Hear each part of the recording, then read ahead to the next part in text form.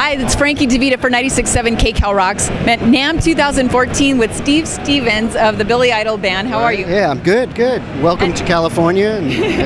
Are you from here originally? No, you're not. I'm from Brooklyn, born in Brooklyn, raised in Queens, and I moved to California about 16 years ago. Well, you know, I mean, I just said from the Billy Idol's band, but really, you have a pretty vast career. Yeah, I worked with that Michael Jackson guy, and I won a Grammy for Top Gun, and actually this year is a kind of eclectic year for me. I have 3 songs on the new Sebastian Bach record, and we have a new Billy Idol record coming out, and I'm working on another instrumental record. So, you know, I try and keep my hands in lots of different places and keep myself excited about music. What's your favorite genre?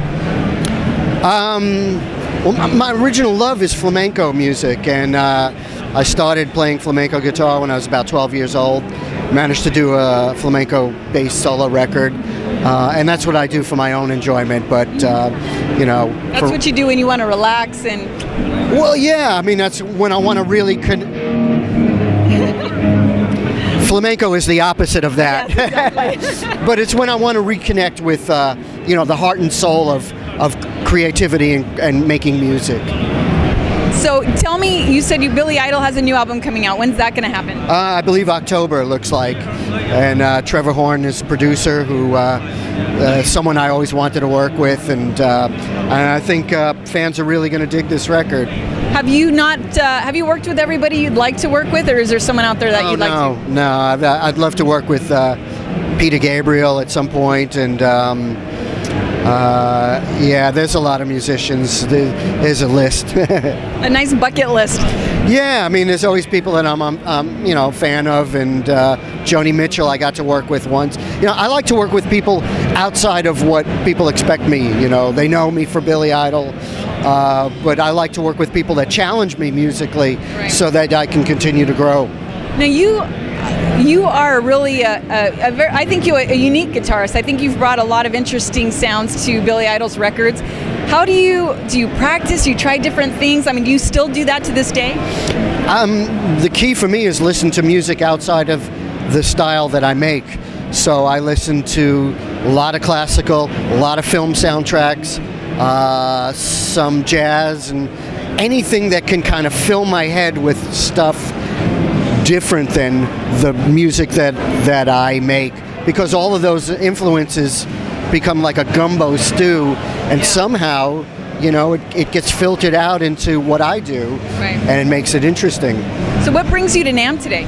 I'm here to sign for TC Electronics, and then I have a signature guitar with a company called Nags, and a signature amplifier with Friedman Electronics.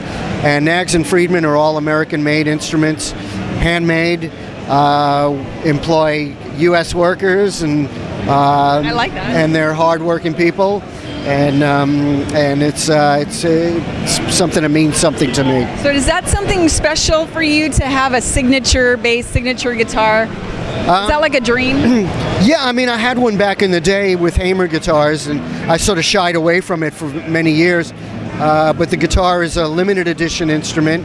Part of the proceeds go to an organization named Music Cares, which is part of the Grammys, and they help musicians who are in recovery for drug and alcohol and who can't afford it.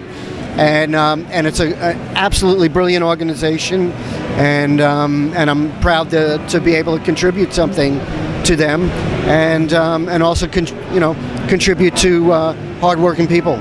I think that's great that some of the proceeds are going to that. Now tell me, any more reality TV in your future? I mean, you know, you never say never. This year is busy with touring, and my wife tours with me. She co-manages me, and she managed to use the reality show for a launch of 2 clothing lines, and she's working on new designs now. And her company also is based in California, and nothing is made in China or any of that kind of stuff. And that's really something that she wants to grow more with. So if you know, if someone approaches us to do something Yeah, it's great, but we're not looking. We're not actively, oh my God, we have to be on reality TV. We did it. We had fun doing it. And it was a launch pad for some other things for her. Yeah. Yeah, it was when I saw you guys on that show, Married to Rock. Yeah. I was, you're always kind of curious, like, are they going to make it through this reality show? Because reality TV, quite frankly, has hurt a lot of families.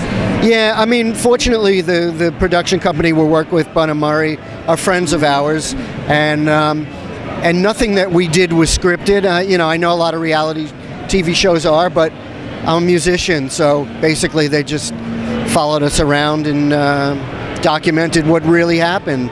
And it was a fun experience. They came out on the road, and we had fun with it. That's all I can say. I can't speak for other reality shows. We had fun with it. Well, that's good, and it's good to see that you guys have grown with it, and you've been able to expand on career and things like that, like a launching pad. Exactly. That was really good for her. So. Okay, so we will look forward to seeing you on the road. So a tour after the Billy Idol album? Yeah, actually we head into rehearsals in May, and Billy has an autobiography coming out this year. So we're going to be doing some multimedia type of things to incorporate his book. Do you get an advanced copy so you can see what he wrote about you? Yeah, I don't know. I have mixed feelings about that. I would rather just read it the same way everyone else. When occasionally I get a phone call from him, and hey, remember this time that? Oh yeah, that's when I saved your life, Billy. Remember?